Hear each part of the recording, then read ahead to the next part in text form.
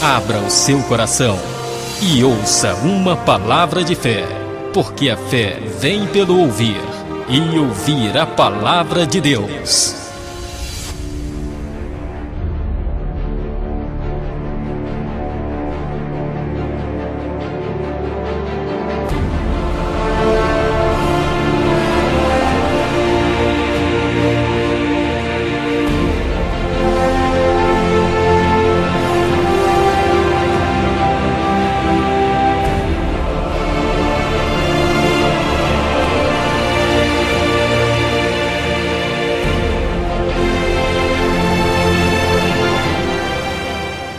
Marcos, capítulo de número 10, versos 46 até os 52 da palavra de Deus. Depois foram para Jericó, e saindo ele de Jericó com seus discípulos e uma grande multidão, Bartimeu, o cego, filho de Timeu, estava sentado junto ao caminho, mendigando. E ouvindo que era Jesus de Nazaré, começou a clamar e a dizer: Jesus, filho de Davi, tem misericórdia de mim. E muitos o repreendiam para que se calasse, mas ele clamava cada vez mais: Filho de Davi, tem misericórdia de mim. E Jesus, parando, disse que o chamasse. E chamaram o cego, dizendo-lhe: Tem bom ânimo, levanta-te que ele te chama. E ele, lançando de si a sua capa, levantou-se e foi ter com Jesus. E Jesus, falando, disse-lhe: Que queres que te faça? E o cego lhe disse: Mestre, que eu tenha vista. E Jesus lhe disse: Vai, a tua fé te salvou. E logo viu e seguiu a Jesus pelo caminho. Glória a Deus. A Bíblia nos fala sobre um homem sem nome, um homem sem história. Por que ele era um homem sem nome? Porque na verdade Bartimeu não era o seu nome. Bartimeu era a forma como ele era conhecido. Ele não se chamava Bartimeu. Todos o chamavam de filho de Timeu, ou seja, Bartimeu, filho de Timeu. Agora o que me estranha é como poderia um judeu não ter nome, sendo que o nome era o que os judeus mais prezavam. Não pense que os judeus fazem como nós fazemos. Quando a mulher está grávida, ela procura o nome de um jogador famoso ou de um artista da televisão.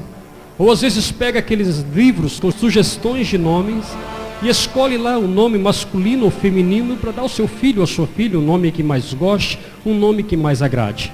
Os judeus não fazem isso. Todo nome judeu possui um profundo significado. Significam algo que aconteceu na história em seus dias ou algo que aconteceu na sua família. Portanto, cada nome continha uma história. Tanto é que Jesus, ele veio à terra, ele sofreu por mim e por você. Ele entregou voluntariamente a sua própria vida e ressuscitou ao terceiro dia. E a Bíblia diz que o seu maior galardão foi receber um nome que é acima de todo nome. Mas esse homem não tinha nome. Se ele não tinha nome, ele não tinha história. Era alguém que vivia como se não vivesse. A sua história era ignorada por todos. Ninguém queria saber da história desse homem.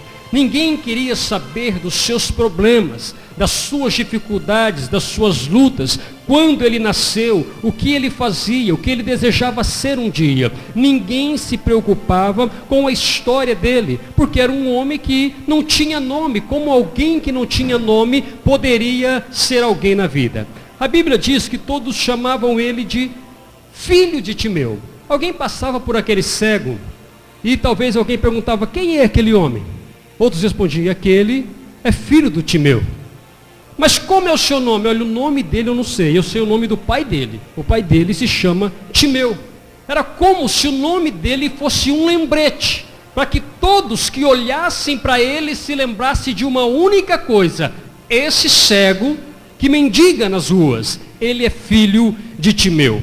Ninguém sabia quem ele era, porém todos conheciam quem era seu pai.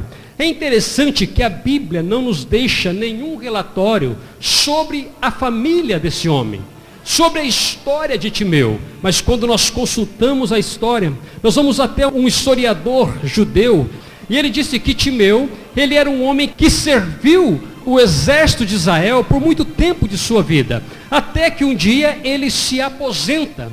Ele se torna um forte comerciante na sua região.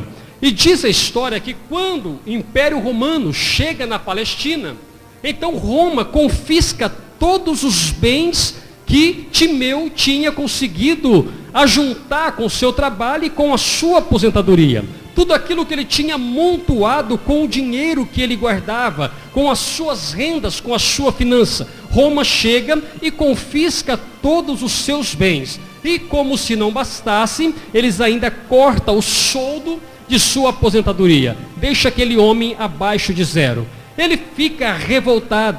Ele não se conforma com a atitude do Império Romano, porque tudo que ele tinha, ele perdeu. Roma tomou tudo que era dele, tudo aquilo que ele ajuntou com o suor de seu trabalho. E agora, um general aposentado, aquele homem que tinha grande influência na sua região, agora ele se torna uma pessoa revoltada com Roma. Então ele usa da sua influência militar que tinha e começa a juntar algumas pessoas para que lutassem contra o Império Romano, porque eles queriam tirar a sua região de debaixo do poder de Roma. Até que um dia Roma percebe e entende que aquele homem, ele era prejuízo para o império. Ele está causando rebelião contra o Império Romano e isso não pode ficar impune. Diz a história que Roma manda alguns soldados, o prendem e o matam crucificado na frente de todo mundo. Mas não para por aí, eles começam a perguntar, esse homem tem algum descendente?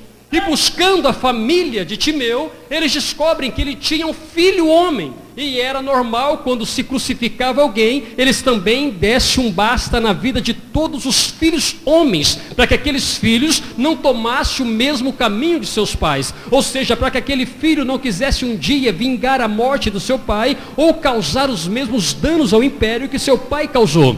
Então procuraram esse moço e arrancaram os seus 2 olhos, e largaram ele vivo, como um testemunho vivo, para que todos que passassem por ele dissessem assim, olha, este é filho de Timeu, aquele sujeito que lutou contra o Império Romano, aquele sujeito que quis ser desobediente às leis de Roma. Olha o que acontece com quem não obedece o império, olha o que acontece com quem é rebelde ao imperador. Não faça o que Timeu fez, porque esse é o final de todos. Seu pai foi crucificado e ele agora está cego. Alguém passava e falava, olha, quem é aquele sujeito? Aquele é sujeito, ele é filho de Timeu, um homem que um dia lutou contra o império, foi crucificado e agora seu filho está aí sem nenhum dos seus olhos. Voltando para dentro da Bíblia, diz a palavra de Deus no versículo 46, que saindo ele de Jericó com seus discípulos, uma grande multidão, Bartimeu, o cego, filho de Timeu, estava sentado junto ao caminho, mendigando. Verso 47, e ouvindo que era Jesus de Nazaré, começou a clamar. Quem estava passando era Jesus de Nazaré. Ele perguntou, quem está passando? E alguém disse, é Jesus de Nazaré. E diz a Bíblia que ele começou a clamar. Mas a coisa mais normal seria ele dizer, Jesus de Nazaré, tem misericórdia de mim. Jesus Nazareno, tem misericórdia de mim.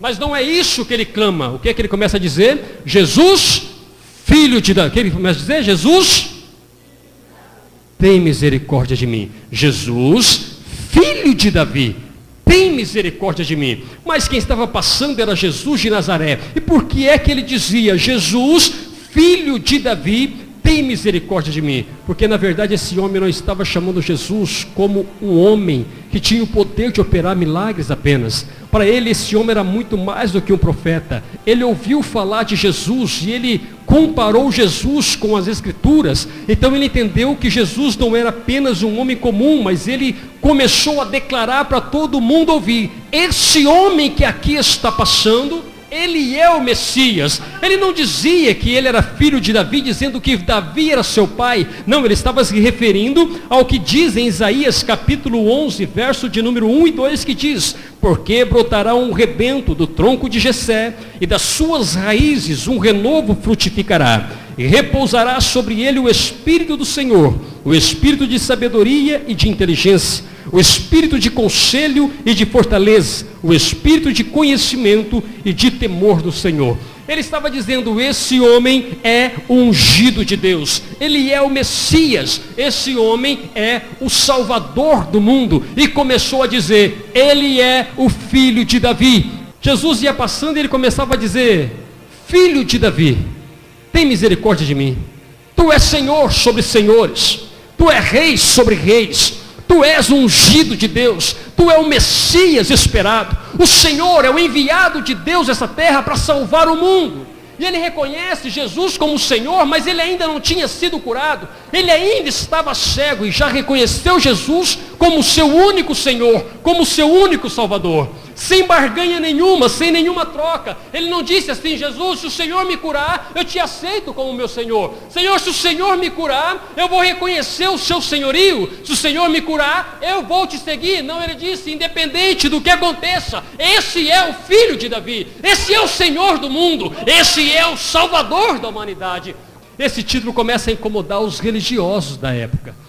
Versículo 41, muitos o repreendiam para que se calasse. Que história é essa? De filho de Davi, você está louco? Chamando o sujeito de filho de Deus. Ele está ensinando por aí que é o filho de Deus, está sendo perseguido, e você vai reconhecê-lo como filho de Deus, como Messias, como ungido. Ele é um grande profeta, ele é um homem que opera milagres, mas você vai chamar ele de Salvador do mundo. Mas quando eles tentavam calar a boca desse cego, mais alto ele gritava: filho de Davi, tem misericórdia de mim. Ah, irmãos, isso não ficou à toa, isso não ficou esquecido na história. Diz que quando ele gritava dessa forma, Jesus parou. Quando Jesus ouve ele dizendo: filho de Davi, Jesus para. Alguém queria que Jesus continuasse. Alguém sabia da importância daquela marcha para Jesus, a sua entrada triunfal em Jerusalém, e queria que ele continuasse a sua jornada, mas ele diz: não, existe alguém aqui, no meio dessa multidão, que me reconhece como Senhor. Diferente dos religiosos que têm a sua visão espiritual tapada, que não me aceitaram como filho de Deus, que não me aceitaram como Salvador do mundo, que não me aceitaram como Messias enviado pelo Senhor. Mas existe aqui alguém que está me reconhecendo como Senhor dos senhores, como o Rei dos reis, aquele que muda a história da humanidade. Aleluias, louvado seja Deus. Eu aprendo nesta parada de Jesus aqui, irmãos, que ele está sempre disposto a parar, ouvir, salvar e curar aqueles que o reconhecem como Deus. É muito importante nós atentarmos sobre isso, porque às vezes nós queremos de Jesus simplesmente a cura. Às vezes nós queremos de Jesus apenas a solução para o nosso problema conjugal. Às vezes nós queremos de Cristo apenas uma porta de emprego aberta. Mas quando o milagre acontece, quando nós recebemos aquilo que pedimos para Deus, aquilo que buscamos, nós desaparecemos também, como se nada tivesse acontecido na nossa vida. E o que Jesus quer ser para mim e para você não é apenas aquele que vai curar a sua enfermidade, porque ele vai curar mesmo. Não é só aquele que vai abrir a porta de emprego, porque ele vai abrir mesmo. Não é aquele só que vai resolver o problema na sua família, porque ele vai resolver mesmo. Mas o que ele quer, depois de tudo isso, continuar sendo o teu Senhor, o teu Salvador, e não somente aquele que resolveu o seu problema. Quem está disposto a aceitar Jesus essa noite como o seu Senhor? Não, eu já sou evangélico. Não estou dizendo se você é evangélico, eu estou dizendo se você está disposto a partir de hoje a entender que Jesus é Senhor no céu e Senhor na terra, e tudo o que ele quer é tomar a sua vida de dentro para fora e ser o condutor dos seus caminhos. Louvado seja Deus. Aleluias. Diz a Bíblia que ele parou. Ele mandou chamar aquele homem. Disse: não impeça ele. Chame ele. Traga ele até aqui. Ele está me reconhecendo como Senhor, como Messias, como ungido de Deus. Aí algumas pessoas foram lá e disseram: olha, Jesus está te chamando. Diz a Bíblia que naquele momento ele se levanta. Ele arranca a sua capa, joga para o lado e começa a caminhar em direção a Jesus. A Bíblia não diz que alguém foi buscá-lo pela mão, que alguém o conduziu. A Bíblia diz que alguém disse: Jesus te chama, e ele vai caminhando. Jesus vai falando com ele, e ele vai ouvindo o som da voz de Cristo até chegar onde Jesus estava. Coisa boa é quando Jesus vai falando e nós reconhecemos a voz dele quando fala conosco. Nós não nos importamos com quem está dizendo cala a boca aqui do nosso lado. Não nos importamos com quem está dizendo: ei, você está pedindo algo impossível. Ei, você está querendo demais de Deus. Não, nós não nos importamos. Nós começamos a atentar nossos ouvidos para a boca de Cristo, dizendo: eu estou te chamando, se levante e venha. Venha até onde eu estou, porque eu sou a solução do teu problema. E diz que ele foi acompanhando o som daquela voz e chegou até Jesus. Louvado seja o Senhor. Mas uma coisa interessante é que ele arranca a sua capa e ele joga para o lado. Aquela capa, ela tinha alguns significados para aquele homem. Ela tinha pelo menos 2 significados importantes que eu quero compartilhar com você. Até esses dias, algumas pessoas fingiam-se que eram aleijados. Outros fingiam-se que eram cegos e usavam de engano para mendigar nas estradas. Mas Roma legaliza. Toda pessoa que fosse inválida teria que passar pelas autoridades de Roma. Após examinar tal sujeito e concluir que aquela pessoa realmente era inválida, eles davam um atestado que aquele homem poderia pedir esmolas nos lugares públicos, ou seja, dava para esse homem uma capa. Então qualquer um que visse um homem, um mendigo, um aleijado ou um cego com uma capa de Roma, eles entendiam: as autoridades de Roma deu para ele legalidade para pedir esmolas por aqui. Ele realmente é um deficiente, ele realmente é inválido. Então aquela capa significava o sustento para ele, porque todos os dias ele usava aquela capa para que sobre ela as pessoas depositassem suas moedas, ou seja, a sua esmola. E também a capa significava para ele uma história triste, uma história de lágrimas, uma história de incerteza, uma história de perguntas. Você já parou para pensar em quantas vezes esse homem, às vezes à noite, durante o seu sono, ele começava a se perguntar: o que foi que eu fiz para viver tudo isso? O que foi que eu fiz para passar pelo que eu estou passando? Mas a Bíblia não diz que ele ficou no cantinho culpando um, culpando o outro. Ele não ficou num cantinho falando: quando chegar a minha hora, então eu vou me vingar pela morte do meu pai. Ele nunca disse isso. Pelo contrário, ele vivia a sua vida acreditando que o seu momento chegaria. Diz a Bíblia que nesse momento ele lança de si a sua capa. Ou seja, ele deixa de lado aquilo que garantia o seu sustento. Mas espera aí, ele ainda jogou a capa antes ou depois de ser curado? Jesus, parando, disse que o chamassem, e chamaram o cego, dizendo-lhe: tem bom ânimo, levanta-te, que ele te chama. E ele, lançando de si a sua capa, levantou-se e foi ter com Jesus. Aleluias! Engraçado que ele deixou a sua capa, irmão Sebastião, antes de ser curado. Quem foi que falou para ele assim: olha, Jesus vai curar a sua cegueira. Você não vai depender mais do Império Romano, você não vai mais depender de esmola. Ninguém disse para ele, só disse assim: Jesus te chama.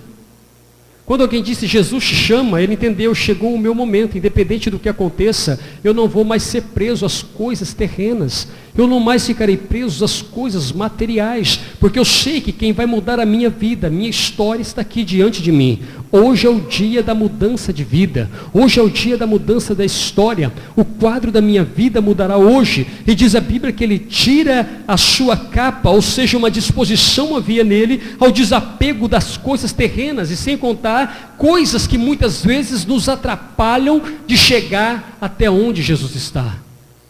Meu querido, quem aqui precisa de um milagre nessa noite? Quem precisa de um milagre? Você precisa de uma bênção. Mas quem sabe é a hora de nós aprendermos com esse cego.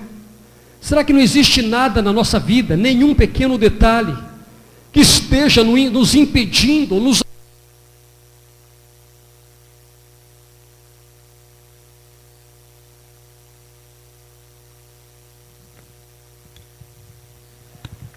Será que não tem nada que esteja, de alguma forma, nos atrapalhando, tirando a nossa atenção, tirando o nosso foco de Jesus? A Bíblia diz que esse homem lançou de si a sua capa, e essa capa também significava para ele a sua velha vida, a sua velha história, uma vida de derrota, uma vida de miséria, uma vida de destruição, uma vida de perdas. Mas no momento em que Jesus fala com ele, ele lança de si a sua capa, ele se desapega de tudo aquilo que é terreno, de tudo aquilo que pudesse dar algum tipo de firmeza para ele. daquilo que pudesse dar algum tipo de suficiência para ele. Ele coloca toda a sua dependência em Cristo. Ele não se apega a nada, ele não deixa que nada o atrapalhe de chegar até Jesus. E o grande problema é que muitos de nós precisamos de algo de Deus, mas não temos disposição a abrir mão de nada para servi-lo. Quando ele chega até Jesus, a Bíblia diz que Jesus faz uma pergunta para ele: o que queres que eu te faça? Você acha que Jesus sabia o que ele precisava ou não?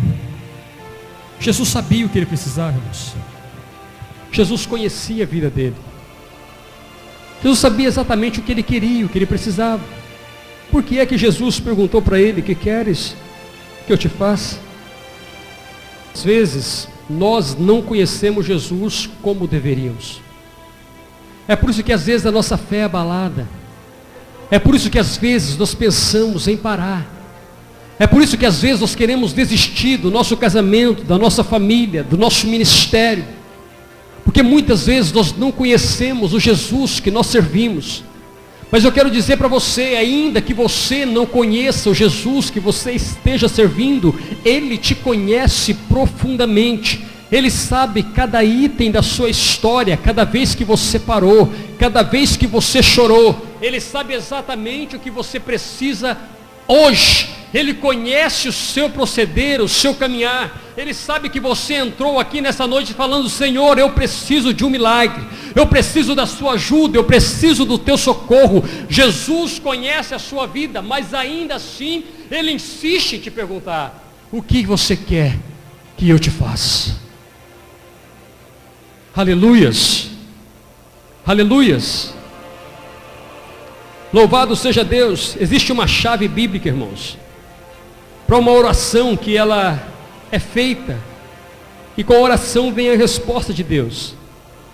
Essa chave está em Mateus 7, versos 7 e 8, que diz assim: pedi e dar-se-vos-á, buscai e encontrareis, batei e abrir-se-vos-á, porque aquele que pede, recebe, e o que busca, encontra, e ao que bate, se abre. Pedir é quando você apresenta para Deus o que é que você precisa.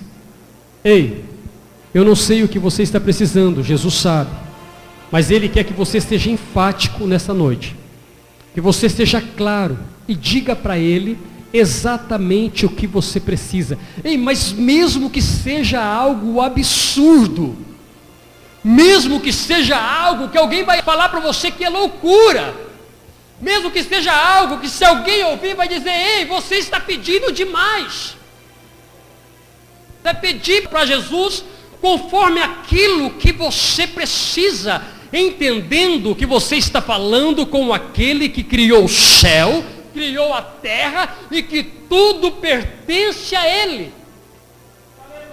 O que Ele quer é ousadia no seu pedido. Quando você pede algo ousado, é porque você reconhece o poder sobrenatural que seu Deus tem.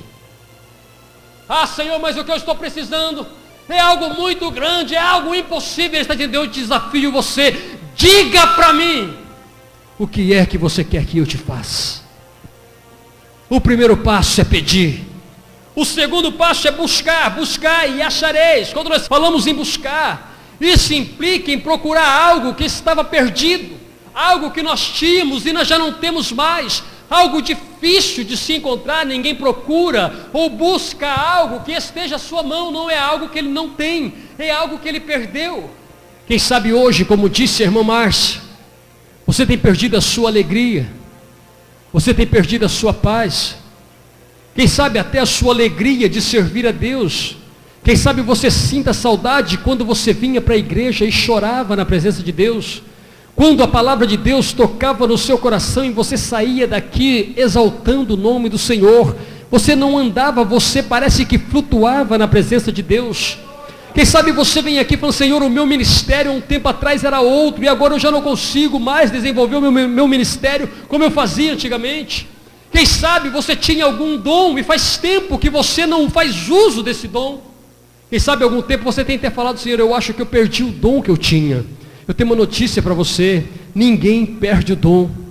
A Bíblia diz que os dons e a vocação do Senhor são irrevogáveis. Ninguém recebe um dom hoje e perde amanhã. O que nós fazemos no máximo é enterrar o dom que nós recebemos de Deus, mas nós não perdemos nenhum deles. Se você falava em mistério e não fala mais, você não perdeu esse dom. O que você precisa é apenas renová-lo. Se você orava e não consegue orar mais, o que você precisa fazer é ganhar força de Deus para voltar a orar. Se você pregava ou cantava e acha que perdeu o dom, você não perdeu o dom. O que você precisa é falar: Senhor, me renova, porque eu quero ser útil na tua obra.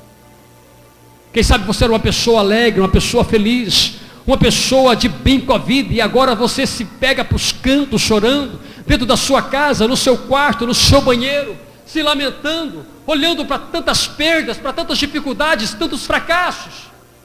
Deus diz: aquilo que foi perdido eu posso dar para você. Buscai e achareis. Hoje, se você buscar, você vai achar aquilo que estava perdido, aquilo que o diabo tentou levar de você, aquilo que ele tentou tirar da sua vida. Hoje ele quer mudar a sua história. Para finalizar, a terceira parte, bater. Quando nós falamos de bater, irmãos, deixa eu falar uma coisa. Você iria na casa do seu vizinho, para você entender essa palavra, e bateria na porta dele pedindo um copo de arroz, ou um copo de açúcar, ou um copo de feijão, se você realmente não tivesse necessidade?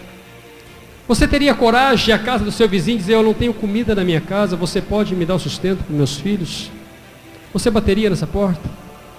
Se você realmente não tivesse essa situação? Mas quando nós batemos na porta de alguém, é porque nós estamos nos humilhando, dizendo: olha, eu não tenho nada, eu preciso da sua ajuda. Eu preciso muito. Jesus disse: batei e abrir-se-vos-á. Se você não tem o que você precisa, se você não tem aquilo que a sua família precisa, aquilo que o seu ministério precisa, Jesus diz para você hoje: batei, e essa porta vai se abrir para você. Eu não sei o que está faltando na sua casa, eu não sei o que está faltando na sua vida, mas hoje, se você pedir, se você buscar, e se você bater, você vai levar para a sua casa aquilo que você veio precisando. Você crê na palavra de Deus, irmãos? Eu quero ler uma parábola em Lucas 11, verso 5, para encerrar essa simples mensagem. Lucas 11, verso 5, Jesus nos deixou uma parábola dizendo assim: disse-lhes também: qual de vós terá um amigo e, se for procurá-lo à meia-noite, lhe disser: amigo, empresta-me 3 pães, pois que um amigo me chegou à minha casa, vindo de caminho, e não tenho o que apresentar-lhe. Se ele, respondendo de dentro, disser: não me importunes, já está a porta fechada e os meus filhos estão comigo na cama, não posso levantar-me para te dar. Digo-vos que ainda que se não levante a dar-lhes por ser seu amigo, levantar-se-á todavia por causa da sua importunação, e lhe dará tudo o que lhe houver mister. E vos digo a vós: pedi e dar-se-vos-á, buscai e achareis, batei e abrir-se-vos-á. Eu quero dizer para você que Deus tem um amor tremendo pela sua vida, e que Deus não tem nenhum prazer em ver seus filhos mendigando pão, ver seus filhos sendo humilhados, sendo pisoteados, sendo chacotas na vida daqueles que servem a Satanás. E muitas vezes nós somos até questionados por nós mesmos e dizemos: olha, a pessoa que não serve a Deus está vivendo uma vida assim, assim, assim. A pessoa que não serve a Deus tem um emprego assim, assim, assim. Uma pessoa que não serve a Deus tem os seus filhos assim, assim, assim. Eu que sirvo a Deus estou passando por essa situação. Deixa eu dizer: Deus não tem prazer na sua vida de miséria, pelo contrário. Quem aqui daria a própria vida por amor ao seu filho? Quem aqui daria a vida pelo seu filho? Quem aqui deixaria de comer para dar o sustento para o filho? Diga, só levanta a mão, quem deixaria de comer para dar comida para o filho? E você acha que você é amoroso? Você acha que você é um bom pai? Você acha que você é uma boa mãe? Deixa eu dizer para você o que é o amor. Qual o pai dentre vós que, se o filho lhe pedir pão, lhe dará uma pedra? Ou também, se lhe pedir peixe, lhe dará como peixe uma serpente? Ou também, se lhe pedir um ovo, lhe dará um escorpião? Pois se vós, sendo maus, sabeis dar boas dádivas aos vossos filhos, quanto mais dará o Pai Celestial, o Espírito Santo, àquele que lhes pedirem. Deixa eu dizer para você, o amor de Deus é muito maior do que o amor que eu tenho pelos meus filhos. O amor de Deus pela sua vida supera o amor que você tem pelos seus próprios filhos. Eu tenho certeza absoluta que você ama os seus filhos a ponto de dar sua vida por eles. Mas Deus ama você com um amor muito maior, infinitamente maior do que esse. E Ele está dizendo, se você sabe dar boas coisas aos seus filhos, quanto mais eu, sendo Deus, o teu Criador, eu entrarei na sua casa, eu entrarei no seu problema, eu tomarei a sua situação na minha mão. Se você tão somente crer que eu sou Senhor no céu, Senhor na terra, se você pedir, se você buscar e se você bater, hoje Jesus tem a solução para o teu problema. Você crê nisso, irmãos? Vá para o seu quarto e fala, Senhor, se o Senhor pediu para eu bater, eu estou batendo a sua porta, na porta de alguém que vai me ouvir, na porta de alguém que vai me socorrer. O milagre chegará na minha e na sua vida, em nome de Jesus. Me has tomado en tus brazos y me has dado salvación. De tu amor has derramado en mi corazón. No sabré agradecerte lo que has hecho